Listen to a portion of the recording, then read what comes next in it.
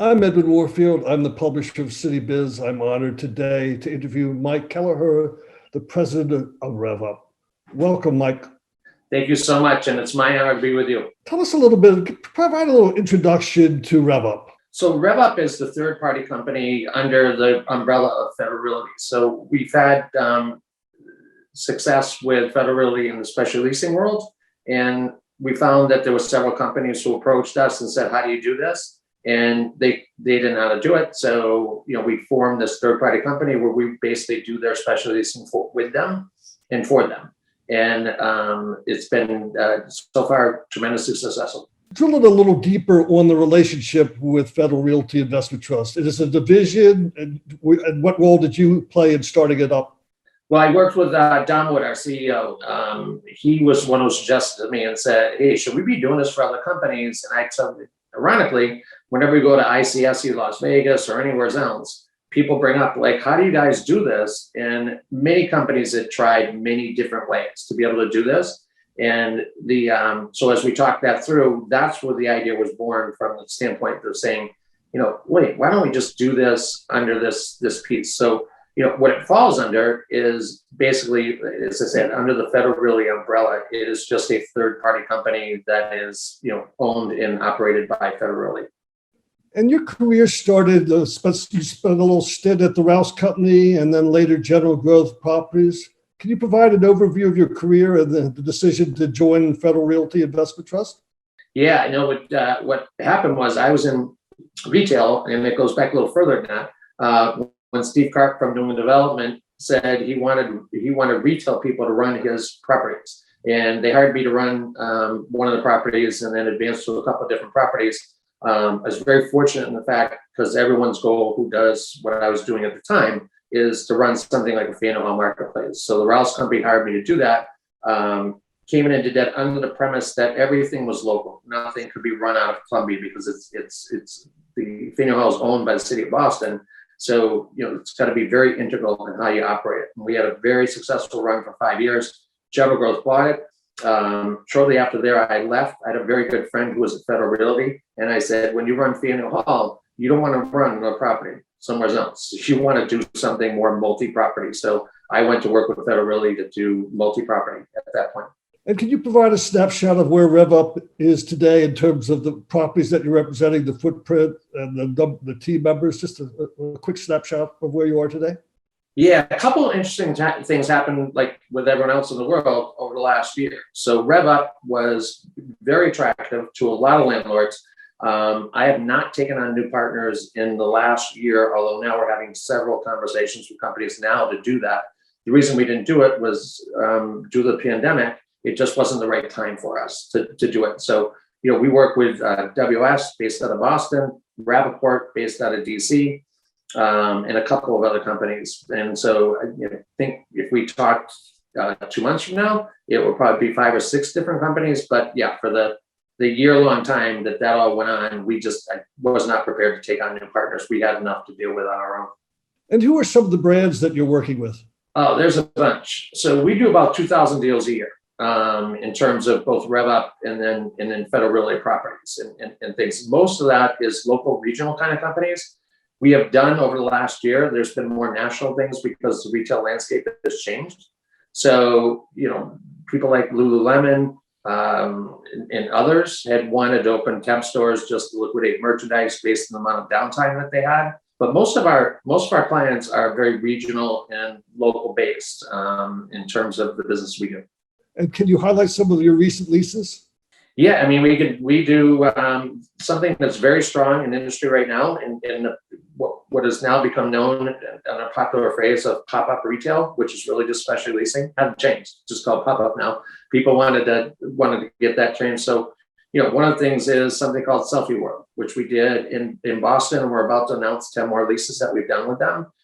This is basically a museum where people go in, take pictures around the kind of photographs and scenes that they have inside their place. Something else called Pink Soda, also in Boston, that we did, which is a hair salon out of Connecticut.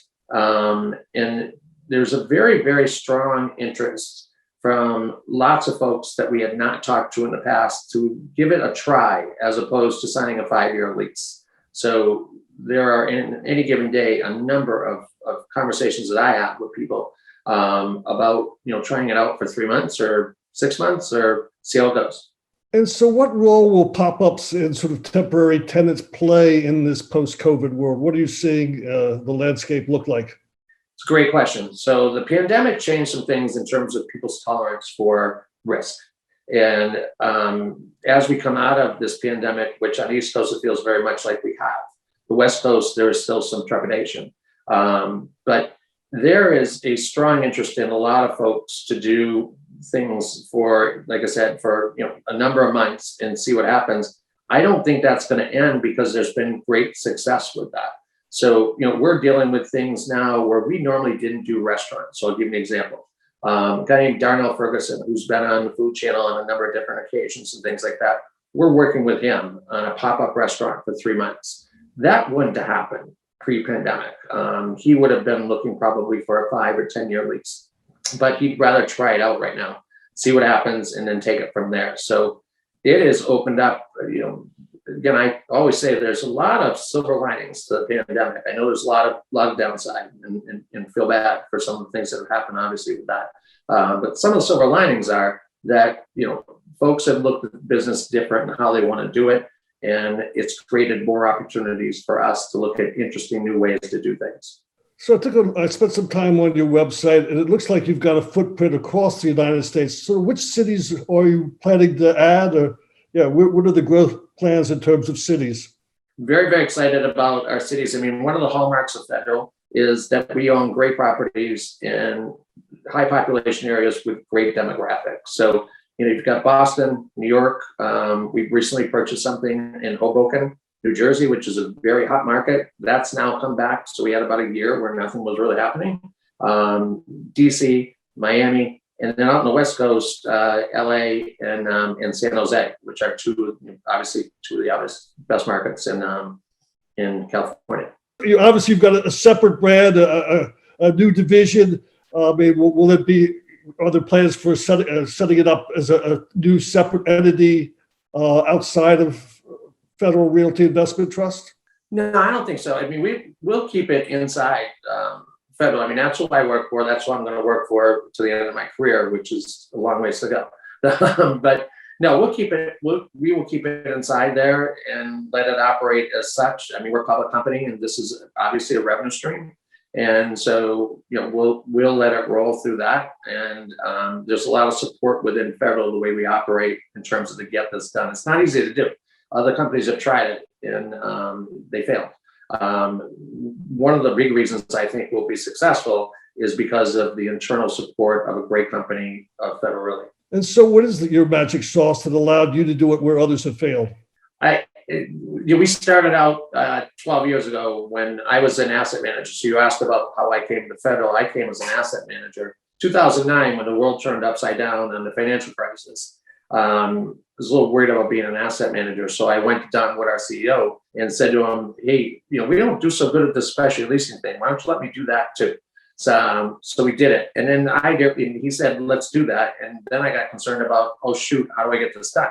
So the whole thing we built around it was to make it easy, simple, quick path to delivery. Idea being, if we talk to someone on Tuesday, can we actually get them into the space the following week? I'll give you one quick example of that. So our license agreement at the time was 36 pages. I walked into our legal department and I said, I need to get this down to about 12 pages. We can't have people having to flip through this thing for a week and try to get stuff open. It's a 7-page license agreement. We are the only one in the industry with a 7-page license agreement. Is there a client or a customer that you've worked with that you've seen them scale through the RevUp, through your support and commitment to them? Yeah, I mean, a lot of stuff. I mean, I'll give you an example in a second, but let me just give you an idea in terms of what happens with this. So the other idea behind how our program works, where most landlords don't, is making it easy. So how do we make it easy to get a tenant in, and how's the space prepared? Should we clean the space? If that's got to get painted, we paint it. We do what we have to do in order to get them in. If they need help with the municipality, we help them with that kind of thing. But I'll give you an interesting example. Good friend of mine and a great retailer, Sarah Campbell, who is a designer. And in 2009, when the world turned upside down, she did not know what to do with her merchandise. She called me, her and I met. We opened up in something called Linden Square in Wellesley, Massachusetts, right outside of Boston. And, Sarah has been there now for, all of those years and operating very successfully. And it's one of the ways that I look all the time about where are these people. We've got some great people that work on me, including Wendy Pierce, who helped me find these great concepts and how do we go pursue them. I'll give you one more example if you want it. I watch Shark Tank all the time. And we've done deals with folks on Shark Tank that said, wow, what a great product, whether they got funded on Shark Tank or not. It's just a place to get it. Kickstarter is a great place. I think that's what we really do to your question on how we operate differently. We are constantly in the business of going out looking for who's out there, what's new, what can we go do with people that might not normally think about our kind of program. Thanks for sharing that, because I've been very involved in the real estate world, and it's interesting the important role that developers and realtors play in helping nurturing small businesses. And so that's exciting to hear that part of the story. Prior to this interview, you and I were talking about the Rouse Company and Jim Rouse. Jim Rouse was a legendary developer, but not only that, he really had a huge impact on a city and our cities. What did you learn? What came away from your experience working at the Rouse Company? Oh my God, a ton. So when you talk about something like you and I were talking earlier, about what Jim Rouse did with Ben Thompson as well. And Ben Thompson was the architect who did all that. For anyone to imagine to do that kind of thing and then really make it happen. So as you know, and maybe some other folks don't know, the city of Boston owns the property and the buildings.